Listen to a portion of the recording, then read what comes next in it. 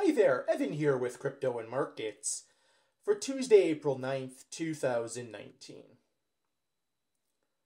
This is going to be a bit of a longer form video today. There's about 4 topics that I do want to cover.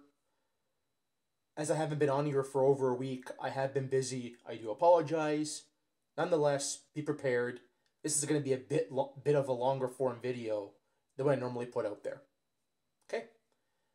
First thing I want to cover, I put out a chart a couple of days ago on Twitter talking about the correlation between 6-month change in the Canadian dollar and the 6-month change in the Terranet Canadian Home Price Index. And you'll see from that chart, everyone seems to be under the assumption, oh, we're a petrocurrency, we trade off the price of oil. This chart is going to show you, really actually since about 2015, which is even earlier than I thought, that the currency is trading off trading off Canadian housing. So when I've come on here many times and said the housing market is the Canadian economy, the currency, especially the last 4 years, has really showed that. Okay? Again, I'll link that down below. You can view it there. Second thing I wanted to cover. I retweeted an article, I think on Sunday, talking about how at a new home build in Ottawa, there's people outside setting up camps so they don't miss out on the housing market. Like, if you read the article down below, this is so astonishing. They were staying at the site overnight on fear they would miss out. Again, FOMO. This is what always happens at tops. Again, this is the same thing we saw at Vancouver condos in 2017. This is the same thing we saw York Region detached in 2016.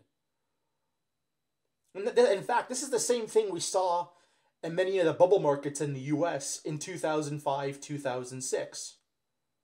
When there's a fear of missing out, and people go to extreme lengths on fear they will miss out, that always happens at the tops of markets. Again, there was a protest in Germany 3 or 4 days ago. Everyone was up in arms. Oh, we want more affordable housing. Again, that always happens at the tops of markets.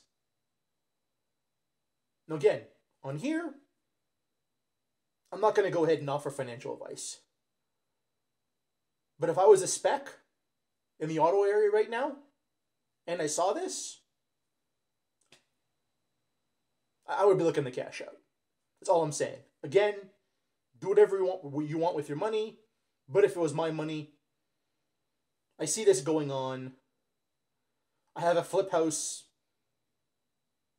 that I need to get rid of for a profit, obviously, and realize that profit. I'd be taking the gain right now. That's all I'm saying.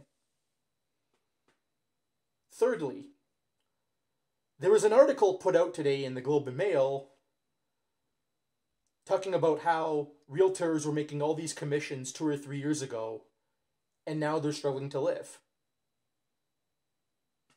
Remember, I put out a video about 2 months ago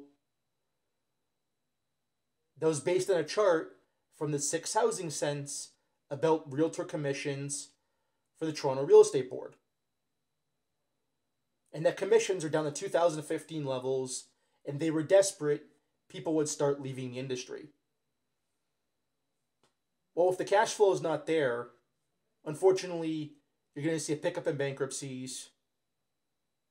You're going to see a pickup in foreclosures, powers of sale, in some spec properties that a lot of them probably had, etc., etc. You go down the line, HELOC defaults, private loan defaults, defaults on credit card payments, defaults on car loan payments, people putting up their cars on Lease Buster because they can't afford them anymore. Listen, when you mortgaged your entire future, essentially putting all your eggs in one basket, there's a reason why financial professionals say you need to have a diversified portfolio. You need to make sure you prep for your financial future. Because things aren't always going to be rosy. In fact, you know what? In Toronto, really from 2012 onward, in fact, the rest of Canada from 2012 onward,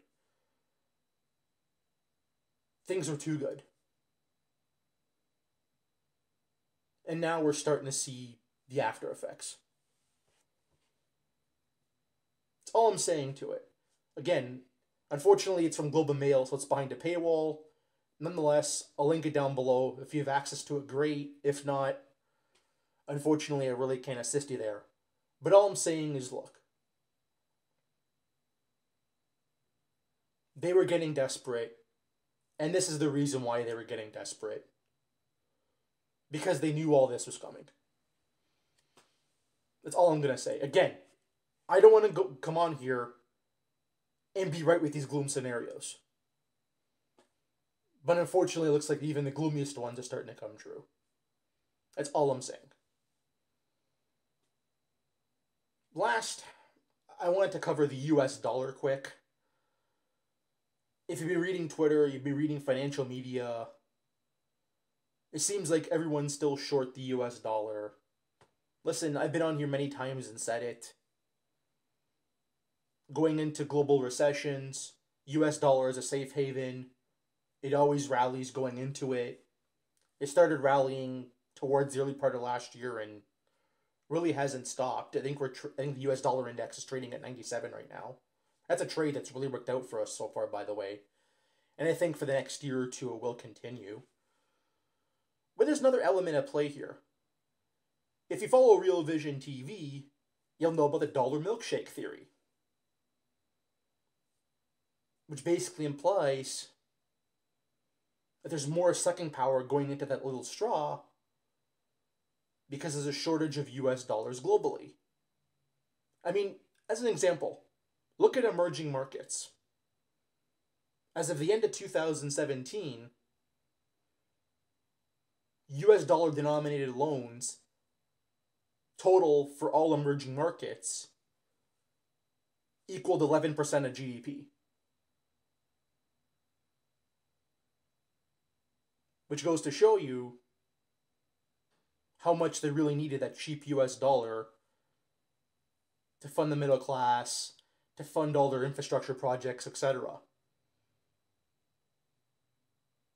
And even in the last couple of days, we're starting to see these emerging market currencies starting to turn down again. Everyone thought the US dollar was going down when the Federal Reserve went dovish. I said, no, no, no. US dollar is still a safe haven asset. Interest rate differentials still favor the US dollar. There's still a shortage of US dollars globally. Guess what? It's come all the way back. So to put it mildly, same thesis for the US dollar bull case is still intact. Really for the next year or two, stay long the US dollar, get into US dollars. It's going to keep working for us. So thanks. I need to have a glass of water myself. It was quite a lot. But like I said, good to be back. And that's all I really got to say. Smash that like button, leave a comment, subscribe, and most importantly, follow me on Twitter.